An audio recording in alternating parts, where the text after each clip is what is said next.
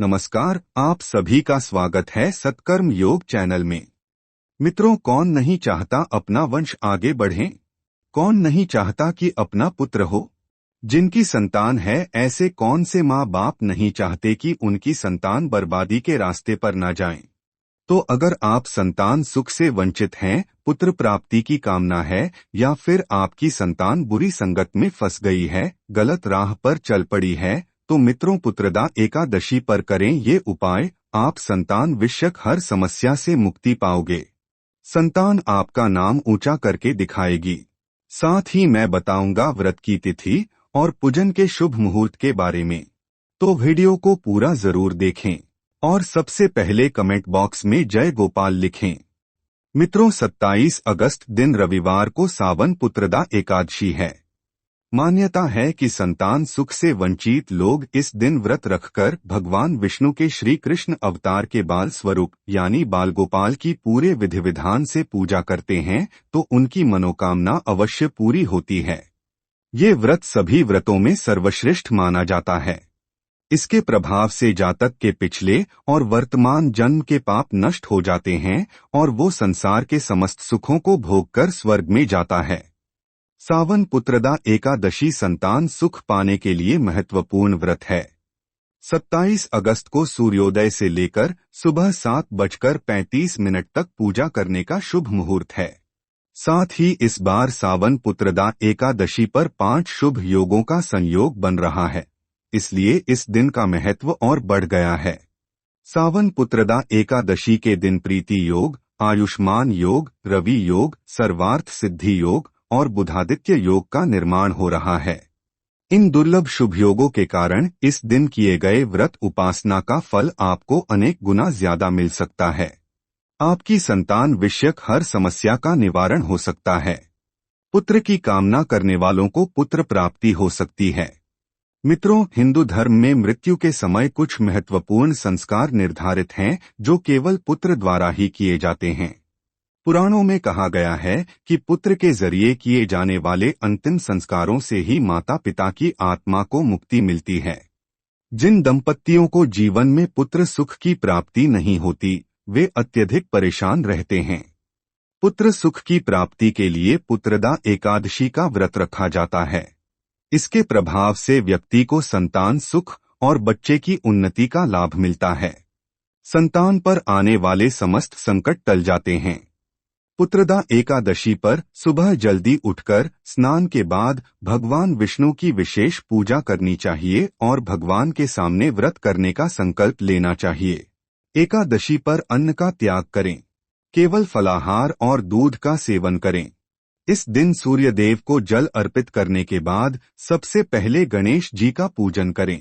किसी भी शुभ काम की शुरुआत गणेश जी की पूजा से ही करनी चाहिए। तो गणेश जी की प्रतिमा को जल से स्नान कराएं। उन्हें गंध, अक्षत, फूल, दूर्वा चढ़ाएं। चंदन का तिलक लगाएं। धूप दीप जलाएं। पूजा में श्री गणेशाय नमः मंत्र का जप करते रहें। गणेश पूजन के बाद बाल गोपाल को जल चढ़ाएं। उनका केसर मिश्रित दूध से अभिषेक करें। श्री कृष्ण भगवान विष्णु के ही अवतार हैं, तो दक्षिणावर्ती शंख में दूध भरें और फिर भगवान विष्णु जी को अर्पित करें। दूध के बाद जल से भगवान का अभिषेक करें। प्रतिमा को आसन पर बैठाएं। हार फूल चढ़ाएं। पीले वस्त्र पहनाएं। मुकुट और अन्य आभूषण पहनाएं। जनेऊ चढ़ाएं। मिठाई के साथ तुलसी के पत्ते रखकर भगवान को भोग लगाएं। माखन मिश्री भी अर्पित करें। धूप दीप जलाएं। भगवान श्री कृष्ण के मंत्र कृम कृष्णाय नमः का जप करें। केवल कृष्णाय नमः बोलेंगे तो भी चलेगा। मंत्र जप कम से कम 108 बार करना चाहिए। आखिर में भगवान से अपने हाथों जाने अनजाने में हुई गलतियों के लिए क्षमा याचना करें। पूजा के बाद प्रसाद वितरित करें और खुद भी लें। इस व्रत को करने से पुत्र प्राप्त होता है। भगवान विष्णु की कृपा से मोक्ष मिलता है। और सबसे महत्वपूर्ण बात, पूजन के बाद जो भी श्रावण पुत्रदा एकादशी व्रत कथा को सुनता है, वो पाप रहित होकर स्वर्ग में जाता है। तो इस व्रत की कथा जरूर सुने। अब बताऊंगा कुछ उपाय।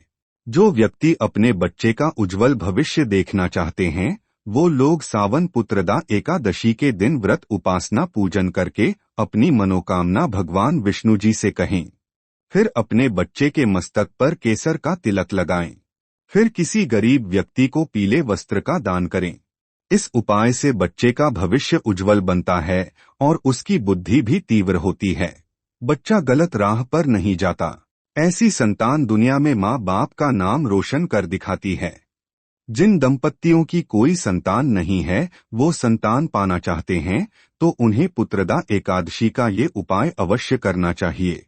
पुत्रदा एकादशी पर शुभ मुहूर्त में घर में मंदिर में एक साफ और पवित्र स्थान पर सफेद बिना सिला कपड़ा बिछाएं। इस पर भगवान बालकृष्ण का चित्र या प्रतिमा रखें। उनकी विधिवत पूजा अर्चना करें।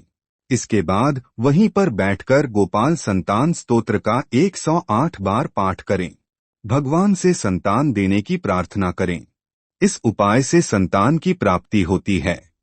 जिन महिलाओं को संतान नहीं है या फिर पुत्र की कामना है, ऐसी महिलाएं पुत्रदा एकादशी के दिन शिव मंदिर जाकर 2 बेलपत्रों को पंडित जी द्वारा शिवलिंग से छुआकर वापस लें।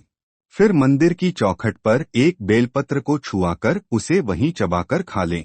दूसरा बेलपत्र घर ले जाकर अपने पति को खिलाएं। जल्द ही आपकी पुत्र प्राप्ति की कामना पूरी हो जाएगी। इसे जरूर आजमा कर देखें। मनुष्य आखिर जीता किसके लिए है? अपने लिए और अपने परिवार के लिए।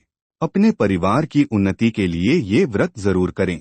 कमेंट बॉक्स में अभी तक जय गोपाल नहीं लिखा है तो तुरंत लिख दें। शास्त्रों में हर समस्या का समाधान लिखा है, मैं आप तक लेकर आता रहूंगा। तो मेरी अगली वीडियो भी अवश्य देखें और कुछ नया आप जान पाएंगे। धन्यवाद।